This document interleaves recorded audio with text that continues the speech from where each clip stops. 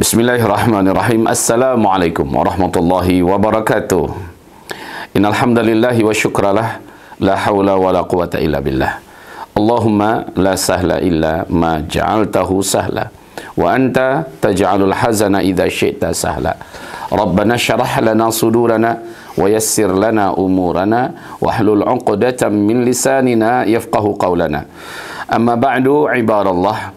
Hari ini kita mendapatkan kegembiraan yang luar biasa karena alhamdulillah telah disepakatinya perjanjian damai, menurut kami ya, dalam tanda kutip sementara. Walaupun dunia berharap ini untuk selamanya, tetapi dalam keyakinan kami ini sementara. Karena karakter Yahudi sepanjang sejarah sejak mereka ada, mengingkari janji adalah mendarah mendaging dalam sejarah mereka. Mereka sudah memiliki karakter di mana hari ini tanda tangan mereka bubuhi, belum lagi mengering tintanya di lembaran yang mereka tanda tangan itu. Mereka sudah punya rencana untuk mengingkari, mengkhianati, membatalkan perjanjian ini. Ini yang selalu mereka lakukan sepanjang sejarah. Oleh karena itu kami yakin para pejuang di Palestina telah mengerti hal ini dan sangat faham. Lalu mereka pasti juga punya plan A, plan B, plan C dan seterusnya dalam rangka antisipasi dengan kebiasaan buruk para pengkhianat, keturunan kera dan monyet ini. Walaupun begitu, untuk sementara kita wajib bersyukur dulu bahwa capaian yang telah dicapai oleh para pejuang serta rakyat Palestina yang gagah-gagah dan pemberani, rakyat Palestina yang benar-benar luar biasa kokoh, tegar. Salut habis kita kepada kealotan dan keuletan mereka, ketegaran dan kesabaran mereka yang tiada tanding. Kita wajib angkat topi untuk mereka, dan saat ini mereka adalah pemenangnya. Kami katakan demikian, mereka adalah pemenangnya. Beberapa waktu yang lalu, setan Nyaho masih bertekad bahwa perjanjian damai sih oke, tetapi jalur Gaza kami potong dua. Mereka buat tembok pembatas, mereka buat koridor khusus di tengah-tengah yang memisahkan antara jalur Gaza bagian utara dengan jalur Gaza bagian selatan, di mana mereka mulai memperkecil ruang gerak rakyat di jalur Gaza Palestina. Lalu sebelumnya beliau juga sangat ngotot bahwa jalur Gaza bagian utara dikosongkan semua, jadi milik kami. Kemudian mereka juga ngotot adalah koridor Philadelphia ini juga wajib dikuasai oleh mereka, dan mereka yang memegang kendali utamanya. Seluruhnya kandas. Alhamdulillah, seluruhnya mereka harus serahkan kembali ke tangan rakyat Palestina, khususnya penduduk jalur Gaza. Allahu Akbar. Ini menunjukkan apa? Menunjukkan pemenang dalam pertempuran yang berlangsung 467 hari ini adalah para pejuang dan rakyat jalur Gaza Palestina. Allahu Akbar. Saudara dan sahabat tercinta, tiga tingkatan misi penyelesaian perjanjian ini, ketiga-tiganya insya Allah Ta'ala adalah kemenangan buat umat Islam yang berjuang. Maka siapapun di antara kita, jangan pernah berpikir ini sudah selesai. Bersiap siagalah, karena musuh juga dalam menghilangkan penat mereka, dalam mengambil nafas kembali dan menyusun kembali kekuatan mereka yang sudah luluh lantak karena pasukan mereka sudah tak sanggup lagi bertempur, dan juga semua daya mereka sudah terkuras habis. Yang paling diharapkan adalah Amerika yang mensupport mereka. Amerika juga hari ini sedang disibukkan oleh Allah Subhanahu Wa Taala dalam mengatasi bencana terbesar Amerika, yakni terbakarnya Los Angeles, ya, bagian utara selatan dari California. Ini semuanya adalah rencana yang telah direncanakan oleh Allah. Wa makaru wa makarallah wallahu khairul makirin. Mereka punya strategi, mereka punya susunan rencana acara, mereka punya program-program, mereka punya langkah-langkah licik dan busuk yang mereka tujukan untuk menghabisi umat ini. Tetapi Allah juga sudah punya rencana, dan rencana Allah lah yang pasti menang. Saudara dan sahabat, untuk sementara, kami katakan lagi ya kalimat untuk sementara, Israel ini sudah menyusun strategi mundur dulu, nanti kita akan serang kembali. Itu berkali-kali diulang-ulangi oleh setan Nyaho. Kita mundur dulu sebentar, nanti kita perang kembali. Dan kami yakin itu pasti mereka lakukan. Kita masih ingat, baru-baru saja mereka buat perjanjian dengan Lebanon Selatan. Baru-baru saja mereka buat perjanjian. Di waktu perjanjian itu baru saja ditandatangani, di hari yang sama mereka sudah membom kembali. Mereka sudah membantai kembali rakyat sipil. Di hari yang sama. Ini adalah kenyataan. Dan sebelumnya lebih banyak daripada itu untuk kita ceritakan semua. Oleh karena itu, sementara juga kita berkata, kita bersyukur bahwa dengan ini telah dipertontonkan kepada dunia, pemenangnya adalah rakyat Palestina, pemenangnya adalah umat Islam seluruh dunia, dan pemenangnya adalah hati nurani yang masih hidup dan jaga. Alhamdulillah, doa kita tidak disia-siakan oleh Allah Subhanahu wa taala. Tapi ingat, sebagaimana para pejuang di jalur Gaza Palestina dan tepi barat Palestina masih tetap siap siaga, kita juga wajib tetap siap siaga bahwa pertempuran lebih sengit akan terjadi setelah ini. Dan kita berharap saat itu bahwa Palestina telah didukung oleh kekuatan-kekuatan yang nyata. Mudah-mudahan Suriah yang dibuka oleh Allah, yang dipegang oleh Ahlus Sunnah wal Jamaah, menjadi salah satu jalan masuknya orang-orang terbaik di muka bumi untuk menolong pembebasan Masjidil Aqsa. Dan semoga juga Mesir di masa yang akan datang diberi oleh Allah Subhanahu wa taala kuasa kepada umat Islam yang soleh dan taat untuk menaklukkannya. Kemudian dari Mesir juga masuk segala macam bantuan yang akan membebaskan Masjidil Aqsa dan bumi terjajah Palestina yang diberkahi. Insya-Allah. Kami yakin itu, karena itu yang diceritakan oleh Rasulullah sallallahu alaihi wasallam, dan apa yang digambarkan, apa yang dinubuatkan oleh Rasulullah pasti terjadi. Allahu Akbar. Saudara, sahabat-sahabat tercinta, baiklah, dalam rangka terkait dengan bagaimana nasib Islam di akhir zaman dan bagaimana di mana tempat di mana Islam akan membuat pusat peradabannya, kemana umat ini di tengah-tengah fitnah akhir zaman yang melanda bumi yang dipenuhi dengan berbagai macam keributan, berbagai macam bencana, petaka, musibah, fitnah, huru-hara, peperangan, kelaparan, kehancuran ekonomi, dan semua hal yang sangat berat ini, kemana umat diperintahkan Nabi. Inilah hadis penutup kita pada saat ini. Hadis yang ke-40 dari kitab Arba'in Maqdisiyah kita. Mari kita simak. An Abi Imran an Dzil Asabi'.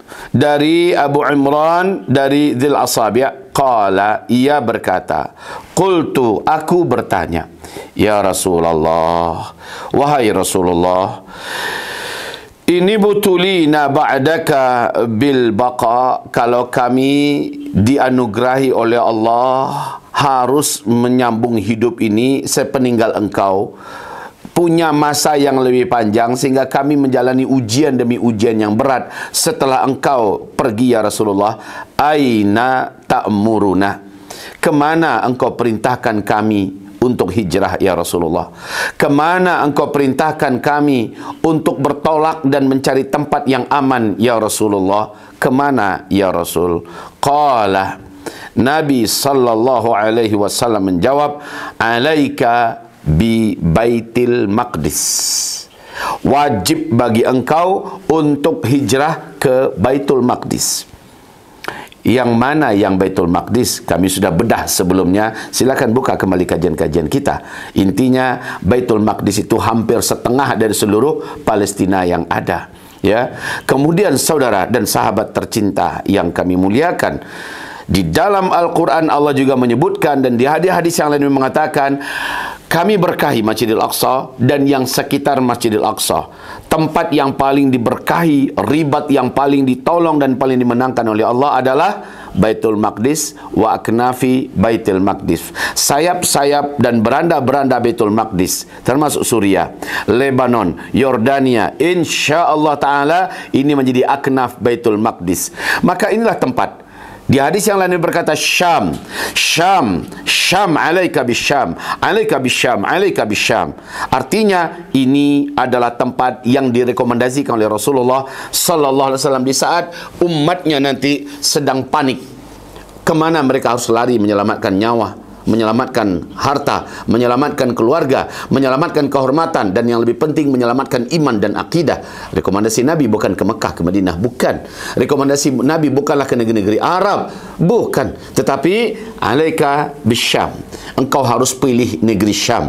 Maka ketahuanlah oleh kita melalui hadis ini bahawa Baitul Maqdis pasti merdeka total. Di Baitul Maqdis, di hadis yang sebelumnya kita bedah, bahawa di sana berkumandang nanti hayya 'alal khilafah. Mari kembali menegakkan khilafah Islamiyah. Di sini jantungnya, yaitu Baitul Maqdis. Di sinilah pusatnya, yaitu Baitul Maqdis. Ketika itu Umranul Maqdis kharabu Yathrib. Ketika Baitul Maqdis telah merdeka bebas, telah dikumandangkan khilafah Islamiyah di sana, maka kata Rasulullah kharabu Yathrib. Ketika Baitul Maqdis kembali makmur, kembali hidup dalam keadaan kuat, tenang, aman dan sejahtera, saat itu Yathrib, yaitu Madinah, akan dalam kondisi porak-poranda, dipenuhi dengan berbagai macam keributan, kekisruhan, chaos, pembantaian, pembunuhan. Madinah akan seperti itu. Mekah lebih parah lagi. Arab keseluruhannya dalam kondisi berdarah-darah. Sudahlah gempa yang hebat, bencana-bencana yang dahsyat. Dunia tidak ada tempat satu pun yang aman. Saudaraku dan sahabatku, saat itu kata Rasulullah, tempat yang terbaik untuk orang beriman melarikan imannya, menjaga keluarganya, menyelamatkan nyawa, hartanya, kehormatannya adalah Syam, Suria, Lebanon, Yordania, Palestina. Jantungnya adalah Baitul Maqdis. Baik saudara dan sahabat, ini jelas hadisnya. Yang baru saja kita simak ini sangat jelas. Nabi berkata, alaika bi Baitil Maqdis fala'allahu ay yansha'a laka dzurriyatan yaghduna ila dzalikal masjid wa yuruhun. Ya, mudah-mudahan kata Rasulullah, di sana kamu nanti akan beranak pinak, lahirlah keturunan-keturunan yang mereka bebas bolak-balik ke Masjidil Aqsa untuk melaksanakan solat di dalamnya. Masya Allah. Kami jumpa kemarin dengan salah seorang di antara ulama, akademisi, profesor, doktor. Ngobrol kami di Istanbul waktu pertemuan puncak kemarin di Umana Al-Aqsa.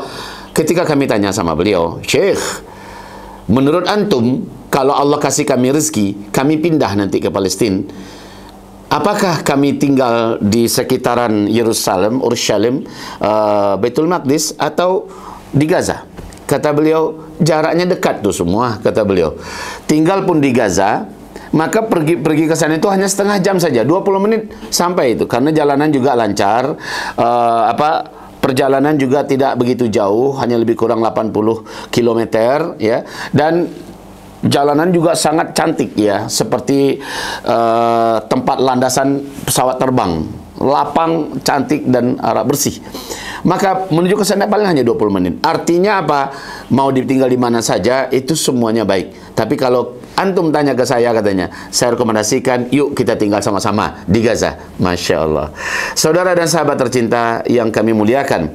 Jadi kemudian, mudah-mudahan kata Rasul, kamu nanti di sana dianugerahi oleh Allah anak keturunan yang bisa bolak-balik ke Masjidil Aqsa, ya, di Baitul Maqdis, melaksanakan sholat di dalamnya. Allahumma amin. Allahumma amin, Allahumma amin. Demikian wahai saudara dan sahabat, ini hadis penutup, sekaligus tentu saja ditutup hadis kita ini dengan kabar gembira. Insya Allah tanggal 19 Januari ini, hari Ahad ya, dimulailah perjanjian kesepakatan itu dijalankan ya. Dimulainya tanggal 19 hari Ahad ini. Kita doakan semoga sang pengkhianat yang bernama Israel ini tidak kembali dalam waktu cepat dan dekat mengkhianatinya. Itu sekedar hanya harapan kita ya, karena sekali lagi yang seperti yang kami katakan, mereka pasti akan mengingkari. La yarqubuna fi mu'minin illa wala dhimmah. Berkali-kali Allah ulangi ayat itu dalam surat At-Taubah.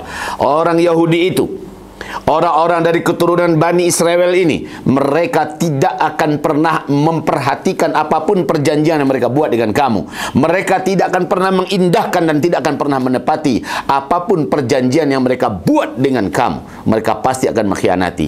Allah yang mengatakan ini, maka pasti itu akan terjadi. Israel pasti akan mengulangi kembali kejahatannya.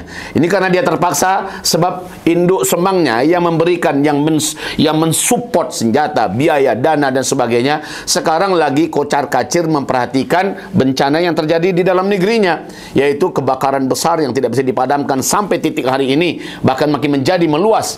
Ini menjadikan Israel dalam keadaan terpaksa ya, harus mengangguk dan nyerah. Sementara juga memang di internal mereka sendiri mereka dibuat pecah belah oleh Allah Subhanahu wa taala. Mereka bertengkar hebat, berkelahi sama mereka, mengancam sesama mereka.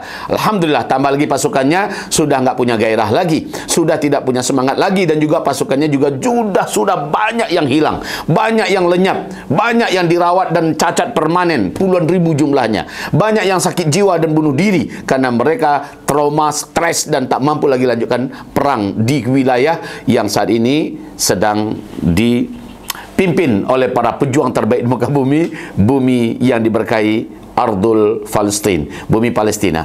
Semoga nama kita ada di sisi Allah sebagai salah seorang yang ikut membersamai perjuangan Palestina sampai Palestina merdeka.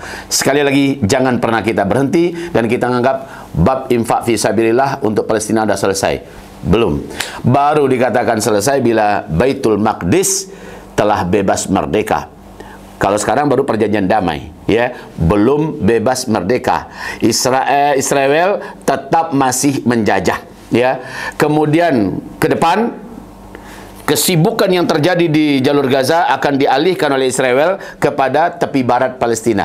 Maka kita akan lihat keributan yang akan terjadi di tepi barat Palestina akan menjadi sebuah agenda lanjutan. Dan berarti ini kerjaan kita masih tak berlanjut. Sudahlah di jalur Gaza, kita harus tetap siap siaga, tetap harus mensupport mereka dengan segala apapun yang bisa dalam bab infak fisabilillah. Di tepi barat Palestina ada PR baru buat mereka yang sedang menanti, buat kita yang sedang menanti. InsyaAllah kita tetap membersamai Palestina sampai Palestina merdeka, atau Allah wafatkan setiap kita dalam keadaan Allah sudah ridha kepada kita, Allah senyum kepada kita, Allah telah menulis nama kita, mencatat kita sebagai pejuang pembebasan dan kemerdekaan Baitul Maqdis, Masjidil Aqsa, dan bumi Palestina. InsyaAllah ta'ala selesai sudah, tamatlah sudah kitab kita Arba'in Maqdisiyah ini, dan kita akan lanjutkan ke depan dengan kajian-kajian terbaru dari kitab terbaru, yakni insyaAllah tentang 40 hadis, ya, Ahlul Thughur dan Baitul Maqdis dengan izin Allah Subhanahu wa taala, yang kami terima sanadnya dari ulama besar dunia, 5 orang ulama besar dunia insya-Allah taala. Kemarin waktu kami di Istanbul, kami diberikan secara formal, secara lisan kepada kalian yang hadir di sini. Setelah menamatkan kitab ini, kami memberikan sanad untuk kalian dan kami ijazahkan kalian untuk menyampaikan dan memperluas selesainya 40 hadis tentang Ahlul Thughur dan Baitul Maqdis ini, sebarkan di seluruh dunia, sebanyak-banyaknya orang menyimak dan mendengarkannya. InsyaAllah, mungkin inilah kajian kita berikutnya, ya. Mudah-mudahan Allah memberikan kita taufik, kesehatan, keafiatan, dan hadis 40 hadis Ahlul Thughur ini, itu hadis medan jihad, hadis hasungan Nabi untuk melakukan pembebasan demi pembebasan Baitul Maqdis di akhir zaman. Jazakumullah khairan katsira. Subhanakallahumma bihamdika, asyhadu an la ilaha illa anta, astaghfiruka wa atubu ilaik. Assalamualaikum warahmatullahi wabarakatuh.